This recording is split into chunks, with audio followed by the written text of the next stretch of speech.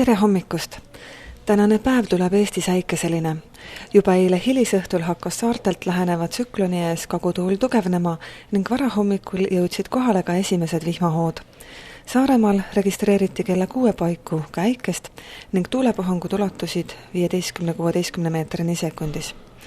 Madalrõhkkond ise asub praegu Norra merel ning selle lohk ühes sajuga ulatub üle Skandinaavia ja Läänemere Baltimaade lääneosa kohale. Kuna meie kandis on õhumass eelnevalt korralikult soojaks köetud, siis saabuv madalrõhulohk ühes jahedama õhuga põhjustab Eestis mitmel pool äikest ning sellega kaasnevaid tugevaid tuulepuhanguid.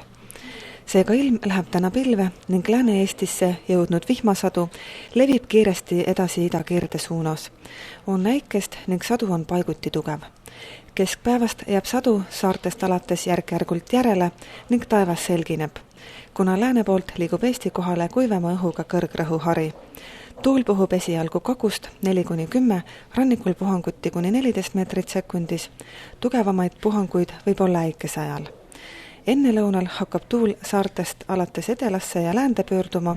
Tuule tugevuseks on siis 7–12, puhanguti 13–16 meetrit sekundis. Sooja tuleb täna päeval 14–19 kraadi. Ida-Eestis tõuseb enne sadu veel üsna mitu kraadi üle 20.